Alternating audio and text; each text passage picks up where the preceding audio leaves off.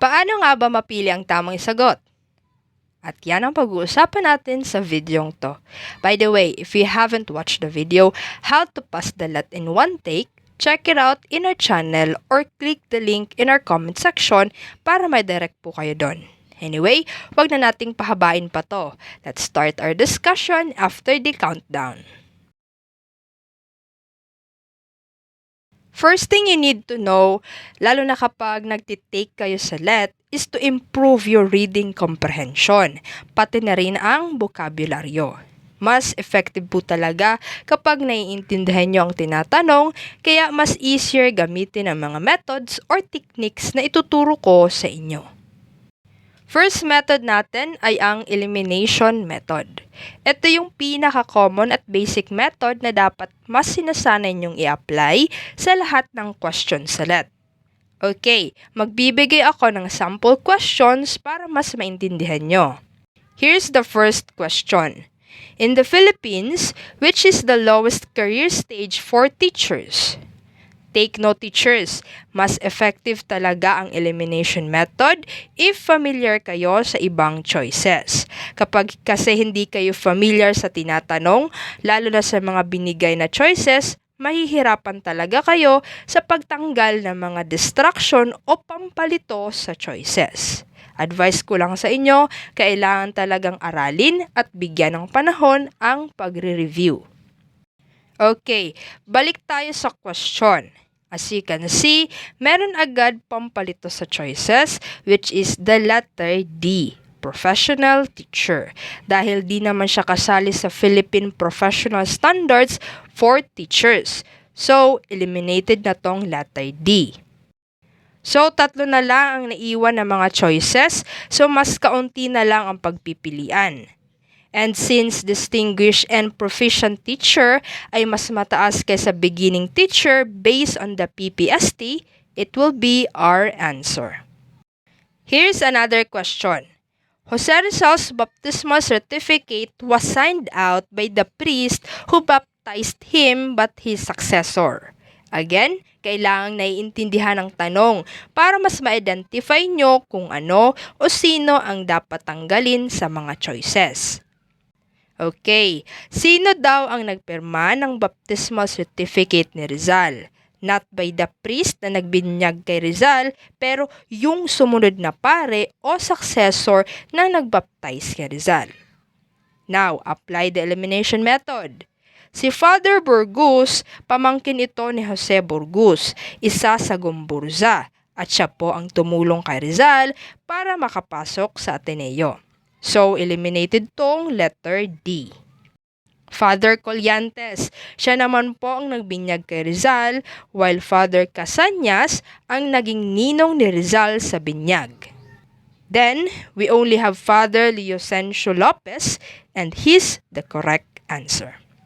Let's proceed to the next technique para makuha ang tamang sagot. In case nahihirapan kayo sa elimination method, best thing you need to do is to find clue words in the question para mas madaling ma-apply ang elimination method. Tandaan, karamihan ng questions na lumalabas sa LAT ay may mga clue words na, meaning nandun na ang sagot sa tanong or mga clue words na mag-guide sa'yo para ma-identify ang sagot. Let's try that in this question. A community of inquiry will lead to which of the following? Okay, meron tayong clue words dito para mas maideya tayo sa tamang sagot, and that is community of inquiry. Then, apply natin sa bawat choices. In letter A, create a group of social workers. Mali na agad since walang connection doon sa clue word natin. Kahit ang letter C and letter D since walang nangyayaring proseso or process of conceptual inquiry into problematic solution. When we say community of inquiry, grupo ito ng mga tao na nagko-collaborate to engage in purposeful critical discourse to construct positive and collaborate learning communities. Only letter B, engage learners into problem solving ang mas malapit, kaya ito ang best answer. Okay, another question. Ano ang tawag sa pagtaas at pagbaba ng bigkas ng pantig ng isang salita upang maging mabisa ang pakikipag-usap o pagsasalita? Nandyan na ang clue words natin. Then, apply elimination method. Pagtaas at pagbaba ng bigkas ng pantig ng isang salita. So, hindi ito antala dahil pag sinasabing antala, ito ang saglit na pagtigil o paghinto sa pagsasalita. Mas lalong hindi naman punto dahil ang punto ay tumutukoy sa regional o accent. Magkaiba ang tono at intonasyon. Tono ay nagpapahayag ng tindi ng emosyon o damdamin. So, it is letter C, intonasyon. Last technique para makuha ang tamang sagot ay ang relationship ng bawat choices. May instances kasi na may mga pattern or sign na binibigay sa'yo para malaman mo agad ang sagot. Sometimes may mga tanong talaga na walang clue words pero minsan mayroong sign na nasa given choices. Take note lang, itong last technique na i-share ko sa inyo ay hindi po applicable sa lahat ng questions, pero makakatulong ito para mas mapadali ang pag-i-eliminate. For example, sa tanong na to, alin sa mga sumusunod ang hindi nabibilang na kasing kahulugan ng salitang palapalagay? As you can see, wala tayong clue words aside sa salitang palapalagay. So, alamin natin ang relasyon ng bawat choices. Kapag may naiiba sa lahat, siya na po ang sagot. Katulad ng nasa choices, ang opinyon, kuro-kuro at akala ay halos pareha sa isa't isa at synonymous sa salitang palapalagay. Ang naiba lang ay ang letter C, paniniwala. Again, please keep this in mind. Gaya nga ng sabi ko kanina, itong last technique ay hindi applicable sa lahat ng tanong. Kailangang intindihin ang tanong bago i-apply ang technique na to. Para di na po humaba ang videong to at para di na kayo maboring, i-compare nyo na lang ang tanong na to sa tanong kanina.